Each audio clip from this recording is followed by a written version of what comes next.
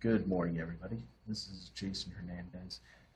Welcome to our first DRT video. We're going to be talking about the DRT Go Bags. My name's Jason. I am one of the team leads for the DRT. And I'm Randy, one of the team members. And I actually have some experience using Go Bags. After spending about 5 years in the Texas State Guard, we would roll down to hurricanes and big events like that. I went down to Hurricane Alex one time, and we actually had to live out of our Go Bags. We do drills out of our Go Bags. And the philosophy that you need to have about your Go Bag is you need to be ready to go in about 2 hours. That means you don't want to be running around to Walmart and picking things up, stuffing it in your bag, because you're going to leave something at home when you do that. So we want to be ready to go within 2 hours. That's why we have it in a bag. We want to be ready to self-sustain for about 72 hours. That gives us about 3 days to be down there. We might have to clean up. We might have to rest. We might have to shower and things like that. So we're going to have items like that in our bag. And our goal is to be of service to the people in need. We do not want to be a demand on the limited resources down in the area where we go to serve. And we certainly need to be flexible in everything that we do. First thing we're going to be touching on is food. Sustenance is one of the most important things when you're out there. You want to make sure to bring something that's high caloric.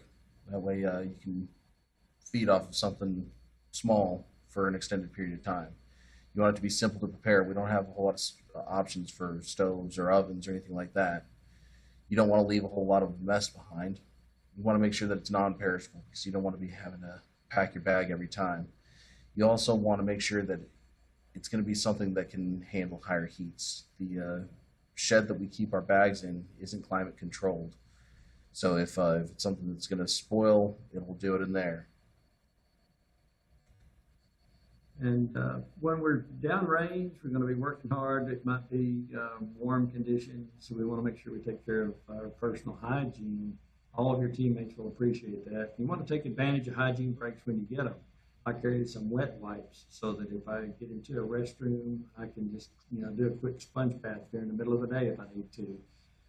Then I'm also going to be prepared to take advantage of showering opportunities and that when they come up.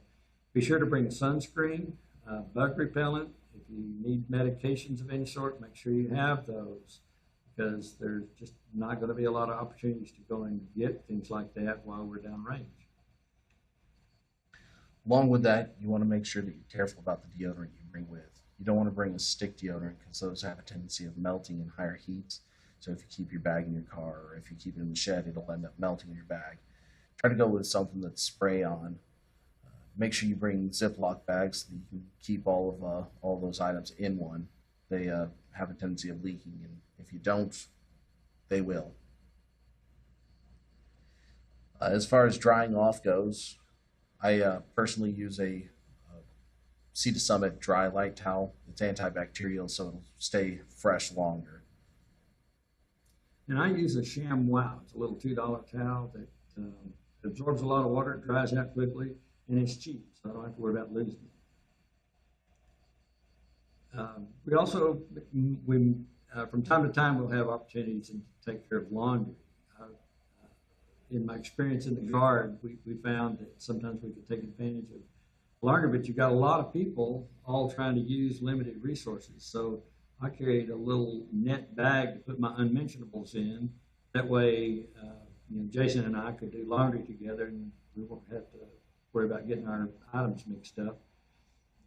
Make sure you carry plenty of change for the machines. You'll need quarters in that if you're if we get access to a laundromat, or we might end up using the facilities at a high school gym or something. To stretch your time out between laundering, Febreze and Renews It are a couple of fabric sprays you can get, which actually work pretty good. We discovered that they'll keep your clothes smelling a little fresher, and you might get an extra day or so out of a uniform that way. Make sure you get plenty of rest while you're deployed. Rest will keep you strong and ready to go. You don't know what kind of bedding you're going to have, so bring with like an air mattress. You don't want to be blowing a whole long time to blow up that air mattress, so try to bring something that'll inflate it. And speaking of rest, we would also, you make sure you've got sleeping bags. Jason uses a real nice 0-degree sleeping bag in a stuff sack. I've got a little $10 Walmart bag. It's good for about 50 degrees. Keep in mind those temperatures. They'll keep you from dying at those temperatures. It doesn't necessarily mean you're going to be comfortable at that temperature. But the main thing is you just need to be able to cover up. We'll usually be staying in some place that's got a little bit of climate control anyway. One of the most important pieces of furniture that we have is I learned to take a chair with me wherever I go. When the higher ups are trying to decide where we're going to go and what we're going to do, we wind up with a lot of downtime. We may be sitting in a gymnasium someplace. We don't know where we're going to be sitting. So I carry a little $6 chair, and if I lose it, it's no big deal, but I sure do like having it. You want to make sure you bring at least 2 extra uniforms with you. You'll typically have the one that you're wearing at work, but you also want to bring an extra couple because that's what you're going to be working with. You don't want to end up working in some dirty constantly. You also want to make sure you bring some civilian clothing. That way, if you go out anywhere, if you leave the area, or if you're just sitting around, you've got something comfortable to wear. And you're going to take different shoes. You're going to have boots that you wear with your uniforms. Take some shoes to wear if you do get to go out on the town. We might get to go to the Taco Bell or the Walmart or someplace like that. And I also take shower shoes because you don't know what conditions the shower is going to be in. So I'll take some shoes for that too.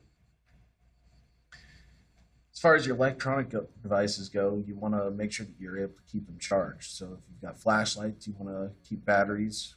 For your cell phone, you're going to want to keep a portable charger with you because you don't know if you're going to have the luxury of a power outlet. You're not always going to be around the ambus, so bring a wall charger along with your 12-volt charger. Organization is important. I carry Ziploc bags. Anything that might leak is going into a Ziploc bag. Anything that I want to make sure stays dry goes in a Ziploc bag. Also put my name on it. You might have seen several labels in the pictures where my name is on things. That way we can keep our stuff organized, and make sure that we, get it all back. Just to recap, you want to make sure you're ready within 2 hours. That way we can be deployed within the time limit. Make sure you're bringing items that you need for at least 72 hours. Make sure you've got personal hygiene items to keep yourself clean and healthy. Get plenty of rest and stay organized.